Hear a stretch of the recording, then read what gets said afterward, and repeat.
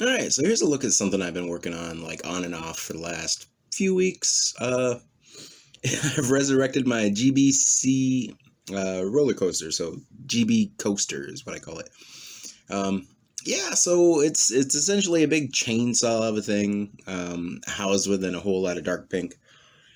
It functions pretty well. It goes for a while without screwing up or things popping off or bouncing any this way or that.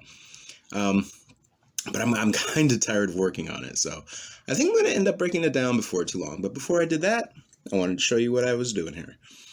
So here we go. I got some balls loaded in. We're going to turn it on. Forgive the noise. It's going to be but yeah, well, you'll find out.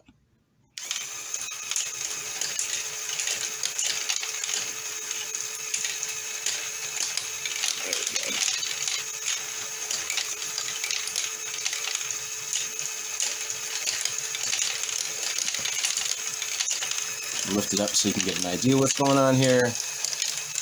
Balls go up the conveyor, through the hoop, down the slide, across the rail, down that little deal there, down this slide, and then they all end up going down there, getting caught, going back up the thing, and the cycle repeats.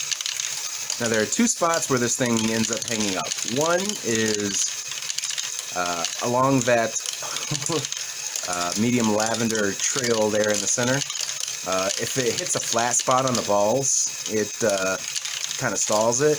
And if you have one stalled on there, it's going to stall the rest of it. Another thing that happens is if you have a couple of them popping through here at the same time, sometimes the one behind it will push the one in front of it off the thing out into the open. Like that. How about that? We caught that. Otherwise, it functions pretty well. It's mesmerizing to watch. Probably not the greatest thing I've ever constructed, but it's pretty fun. Yeah, so it's pretty self-contained. I have lost balls from it. I found them all, but I have lost them, and I'm looking for one that rolled away on me right now. Can't find it. So that's what I'm going to be doing after I stop this video. Let me just give you a quick 360 of what's going on here. So this is just kind of cobbled together from whatever I had. I've been collecting these slides for a bit now. Trying to figure out something cool to do with them, and this is about as cool as I could figure out. What you have here is kind of a ball safety system. So sometimes when you get 2 or 3 of them down here in the chute, they'll double up here on the tread that's going up. So I have a dark pink inverted slope there to kind of push them over. So if you end up having 2 here, it pushes the one back down the slide, back into the system, and it goes up on another set of Technic pins. Took me a while to figure that one out.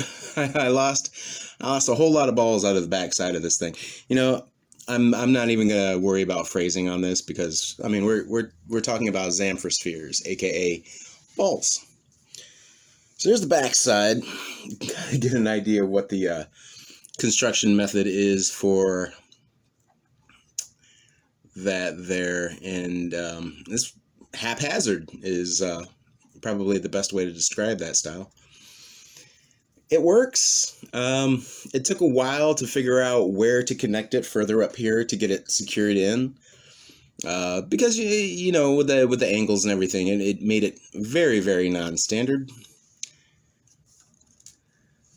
It's pretty sturdy. And these pink beams here do a wonderful job holding it up. Very strong.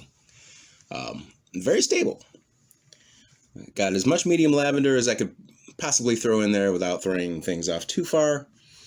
I even threw a couple of balloons in there just to make it look more decorative and such, because it was kind of looking lame for a hot second. I mean, the mechanism was working and things, but one of the things I had to work with here, though, is I had to allow this to be free-floating and actually drop it down a little bit. It eliminated some of the flat ball stall action, and I can show you here with one of these Zamfir spheres, if I can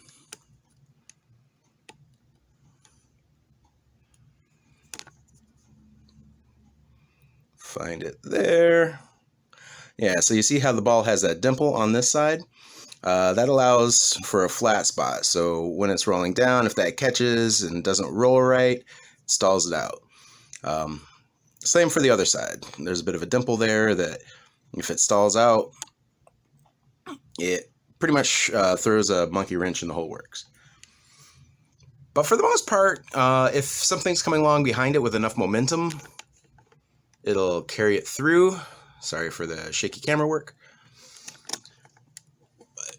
But yeah, I just wanted to share this before I ended up taking it apart and using it on other things, because I'm thinking I want to do like some kind of space station. And for some reason, I think the stuff here is what I'm going to use for it. So yeah, that was a very rambling description of a pretty simple machine, but that's how we do things here at the Dodd and Brickles Productions. We go farther than we probably should. So thanks for tuning in. There's going to be more stuff. There's always more stuff. I'm working on things right now that I'm not going to really show you because, I mean, they might be failures, they might be good. So here is an updated look at what I've been doing with the underwater area. Moved in some of the newer Ninjago sets. And under the right light, you can see things correctly in the right angle. But for some reason, the video just doesn't get it correct. Or at least correct enough to show it well.